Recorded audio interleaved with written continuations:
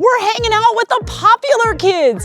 The Toyota RAV4 and the Honda CR-V are two of the best-selling vehicles in America right now, according to Edmunds sales data. And we get it. They both do everything, but which one is the best?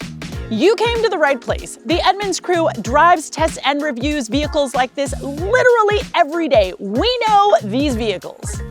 We've teamed up with CarMax to go over all of the details. We've got pricing and reliability, we'll do an overview of each car, and we'll go over some of the details that you might miss if you're just looking online or if you're on a test drive. Trust us, by the end of this video, you are going to be completely sure which one is right for you.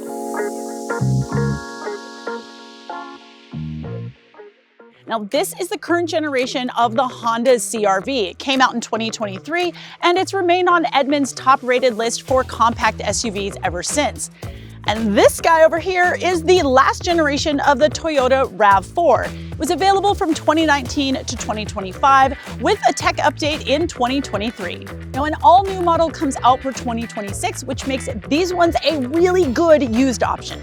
But everyone wants to know how much they cost, and the short answer is they're about the same and they're really expensive. I mean, we ran the numbers, and for the car sold in the past 6 months, the Nissan Rogue of the same year is actually on average $10,000 cheaper. Yeah, you're gonna pay a real premium if you want the Honda or Toyota. The long answer, which is important to understand, is that the RAV4 and the CR-V's average pricing factors in that these two both have hybrid options. They're a little different though. With the Honda, the hybrid is positioned as a premium option, so it's standard if you get one of the more expensive trims, but not available on cheaper versions. The RAV4, like the majority of cars out there, offers a hybrid option throughout its range of trim levels, not just the premium version. And we'll cover fuel economy in just a bit. But what about reliability? Well, both these companies have really good reputations, but it's the Honda that just barely comes out on top. Now, we use RepairPal for this kind of information. They are an independent reliability tracker. They give the RAV4 4 out of 5 stars, but the Honda gets 4.5 out of 5 stars. They also give the RAV4 a 3rd place among similar SUVs, while the Honda gets a 2nd place, and that's thanks to its lower average cost and maintenance issues that are less likely to be severe. But remember, even the most reliable vehicle is gonna have some problems. A few customers on our site have mentioned the same minor engine issue with the CR-V hybrid. That's just something to keep in mind. Okay, spoiler for y'all, you ready? We actually recommend the CR-V for most people over the RAV4, but really, it all depends on what you like. And the first thing that we like in here is the interior. I mean, even on the lower trims, everything in here is just right. I mean, we've got these cool temperature knobs here, these little guys that control the airflow, the steering wheel, like everything is just so very, very good. And the seating position is excellent as well. You've got that commanding view of the road that you get with an SUV like this. The seats are really adjustable, so pretty much anyone's gonna be able to be comfortable. Plus, I've got a ton of room, and we found these seats to be really, really comfortable throughout our entire testing process. Okay, the screen. Now, most CR-Vs are gonna have a slightly smaller screen than the 9-incher that we've got here, but regardless, it's gonna be more responsive and easier to use than what you find in the RAV4. Now, one tip, Apple CarPlay and Android Auto are standard, but if you want a wireless connection, you're gonna have to move up to that more expensive trim. But actually, we prefer a wired connection. I mean, it doesn't drain your phone's battery so quickly, and we found that it's really easy for your phone to slip off of this included wireless charging pad. Now, the interior storage, yeah, that's not so great, and that's really disappointing because the previous generation CR-V was fantastic when it came to little nooks and crannies. I mean, Honda was really famous for it. This one, yeah, not quite as much. I mean, there's just not as many places to put things like your keys, your wallet, your cell phone, like extra charging cords, you know, like stuff you have with you every day. But we will get to appreciate small item storage when we get to the RAV4 a little bit later. But what about the cup holders? Well, I can't fit a wide bottom bottle in there, but as long as I've got narrow bottom cups, they fit just fine side by side. The pockets down here in the door, they can only do a small water bottle. Now, things get better when you move towards the back. I mean, we've tested a ton of SUVs, and if you're looking for one that's got a nearly 90-degree opening back here, the CR-V is pretty much it. That means that it's really easy for adults to get in and out, and it's super easy to load a car seat. Now, speaking of, these lower latch anchors are really easy to find, but it's the center seat that has a little bit of a problem.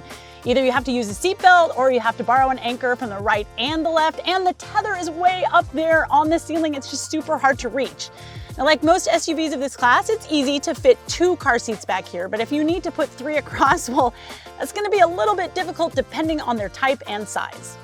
Now, we always recommend that you bring your own to make sure that they fit during a test drive. But if you do rock that 3 across life, get a 2024 or newer, because the seatbelt setup changed to let you use all 3 rear seatbelts at once for car seats. Adults and big kids will appreciate the added legroom, and every model except for the base, it will get USB-C charging ports for these rear seat passengers. Plus, unlike the RAV4, the floor back here is pretty flat, so the person sitting in the center section, they're gonna be just that much more comfortable. Cargo space is a really big plus for the CR-V as well. You've got a ton of room back here, a little bit more than the RAV4. And unlike the RAV4, you can get an option of having these little handles right here, and you can just doink, and then the rear seats fold down. But the one thing we've always loved about the CR-V is how it feels from behind the wheel. Now, we've driven a ton of SUVs on bad pavement, and usually they're either too stiff over bumps so they feel more confident in the corners, or they're so soft that they don't feel as controlled as we like. Now, Honda strikes a really good balance here. Gas mileage is pretty good too, and the hybrid actually feels smoother and more powerful than the regular CR-V. There's a lot to love about this car, but can the RAV4 change your mind? According to Edmunds sale data, over 400,000 people chose to buy a RAV4 last year. Now, are they all wrong? No, I mean, this is a pretty good car. It's just that there's a few little things that we just don't love.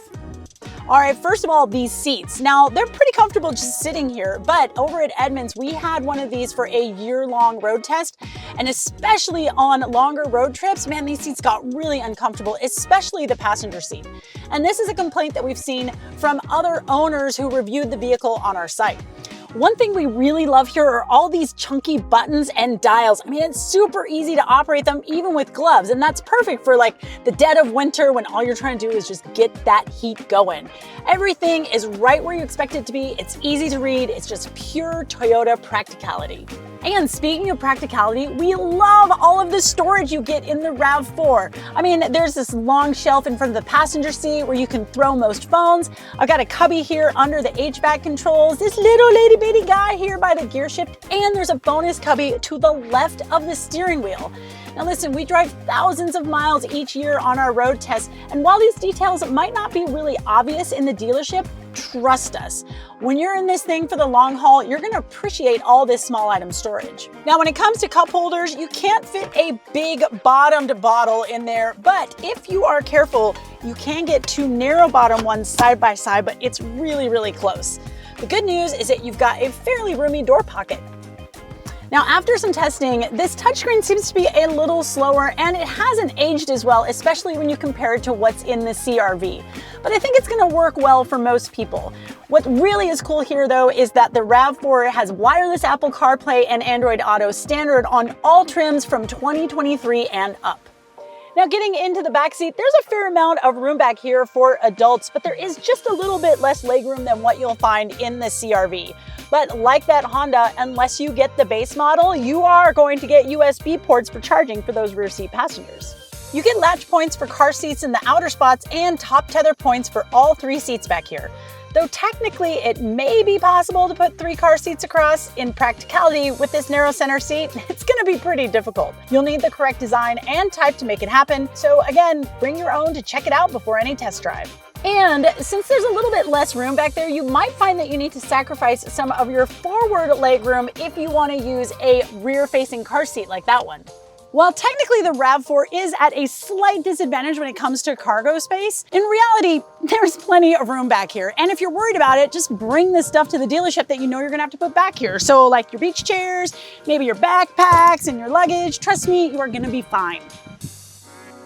So the RAV4 doesn't match up quite as nicely with the CR-V in terms of space, but where else does it lag behind? Well, that is in the driving experience.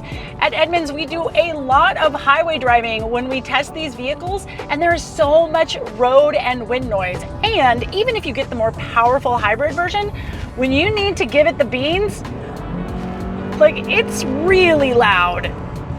That said, gas mileage is a little better than in the CR-V, and the hybrid is especially good. We did the math, and you could save around 20 bucks a month, and that is not nothing. Now, thankfully, even the base models of both these cars have super useful driver's aids like lane keep assist, adaptive cruise control, and automatic emergency braking. And we love that you don't need to buy the more expensive version to get all that tech. So we got why so many people buy it, but there's still a few things that we'd like to change. So which one is it gonna be? Is it the comfortable and spacious Honda CR-V or the practical and efficient Toyota RAV4? Let us know in the comments, and thanks for coming by. We'll see you soon.